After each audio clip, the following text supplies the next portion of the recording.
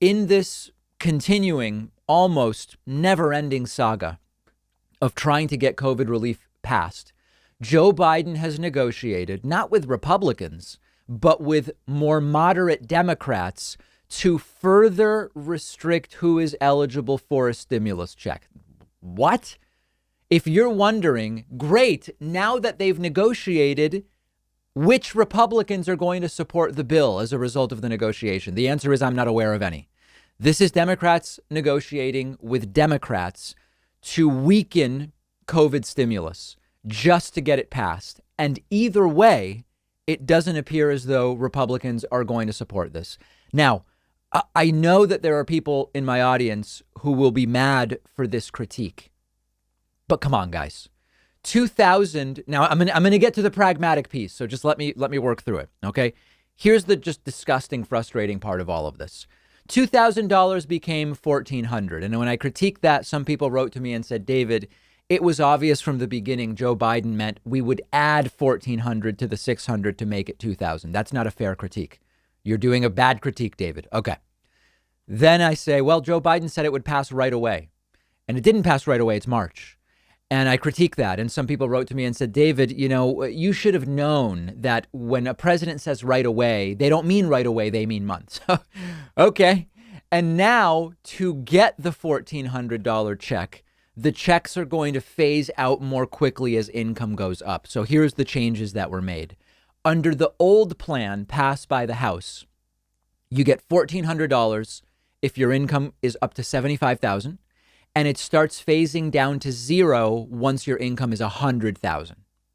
Under the new plan, it's just more restrictive. The $1,400 starts phasing out and it goes to zero at 80 grand instead of at 100 grand. So in short, in the House version, anyone making over 100,000 gets zero. In the Senate version that was negotiated yesterday between Biden and Senate Republicans, anyone earning over $80,000 a year gets zero. Now, do I think that this is a really dumb negotiation? Yes. The phase out at $100,000 was fine. But the reality is, with a 50-50 majority in the Senate, 50-50 with Kamala as the deciding vote in ties, Democrats can't afford to lose a single vote. So Joe Manchin now has power.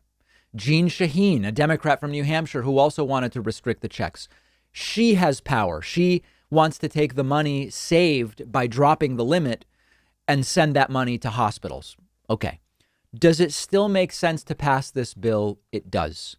In addition to the stimulus checks, the bill has $350 billion for states, $130 billion for opening schools, $160 billion for vaccinations and testing, an enhanced child tax credit, rental assistance, food assistance. So it's important to pass this regardless, and we can't keep delaying it.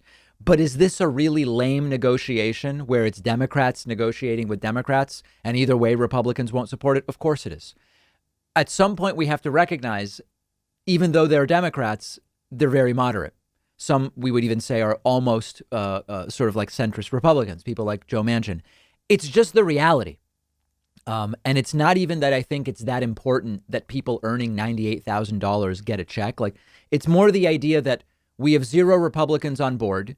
It's an emergency to pass this. And Democrats are negotiating with each other over whether the cutoff should be 80 grand or 100 grand. It's sort of like a what are we doing here type of moment. I get that if you make $98,000, you make $1,400 in like 5 or 6 days of work. This is less about that. It's the big picture of absurdity of how it hasn't even nearly been only because of Republicans that this hasn't passed. And of course, the $15 minimum wage is just gone from the bill altogether. But we've already covered that and we knew it. Now, on the minimum wage, I'm getting some emails, which I support. OK, I'm getting emails from people saying, David, you know, the Senate parliamentarian who decided you can't do the $15 minimum wage in this bill. The Senate parliamentarian can just be overruled. It's not, you know, people are acting like, oh, it would be a massive step to overrule the Senate parliamentarian. OK, yeah, it would or it wouldn't. But the truth is, if you overrule the Senate parliamentarian and you include a $15 minimum wage in the COVID relief bill, I just don't think it passes. I don't think Joe Manchin votes for the bill. And you can't afford to lose a single vote in the Senate right now, given that no Republicans plan to vote for it. So I'm just as disgusted as you are by what's going on. Don't mistake this for me not being disgusted. In a practical reality, they're just not going to vote for it if it's in the bill. It's not going to pass. Even if you override the Senate parliamentarian and put it in the bill, it's not going to get passed. Now, you could make the argument, and I know some in my audience will, that it's worth it, and it's worth it not passing to get those Democratic senators on the record saying they're against it. They're already on the record. They've said it in interviews. They've put statements out. So you're just slowing down getting money to anybody. And but bottom line is, we've been talking about since November 4th, even with the 2 Georgia Senate seats that Democrats took from Republicans, you still need to convince Joe Manchin. That wasn't an understatement. That wasn't just something I said for fun. It's Joe Manchin and it's Jeanne Shaheen. And over the next couple of years, it'll be 1 or 2 other Democratic senators as well. The answer is we have to flip more seats. Saying primary Joe Manchin in West Virginia, if you run Bernie in West Virginia against Joe Manchin and somehow Bernie wins the primary, then a Republican wins that seat. The answer isn't I mean, listen, primary Joe Manchin if you want. I'm not saying don't. But the solution here is you need more than a 50-50 majority. And then, we get to the question of, is this the last and final COVID stimulus? Our friend, Congressman Ro Khanna, last week on the show said he doesn't think it should be the final stimulus. I would love to not need another coronavirus stimulus. That's going to be determined by how quickly cases decline, how quickly vaccinations increase. I'm not seeing an appetite for more stimulus after this bill is done at the Congress level. Although some individual members of the House and Senate do want more stimulus, this may actually be it. And it would be great if nothing else was needed. But that's just it remains a question mark. Send me your thoughts about all of this negotiation. You can find me on Twitter at @Pakman.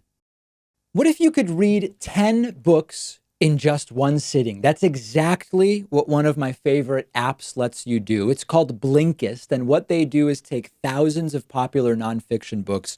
They condense them down into text or audio that you can consume in 15 minutes. Blinkist makes sure that you're getting all of the important core insights from each book. So it's perfect for exploring a book you otherwise wouldn't have time for. If there's a full book you're thinking about buying, you can use Blinkist to get a sample first. Just think how much you can enrich yourself by being able to soak up an entire nonfiction book in just 15 minutes. I recently checked out the book Podcast Marketing Strategy by Daniel Rolls and Kieran Rogers, and so useful, so particularly applicable to what I'm doing. Really recommend it. Blinkist has books on politics, philosophy, science. They have 27 different nonfiction categories, and a subscription is only about $8 a month, and you get the entire library. But you can try it totally free and get 25% off a subscription when you go to Blinkist.com/Pakman. I've put the link right underneath this video.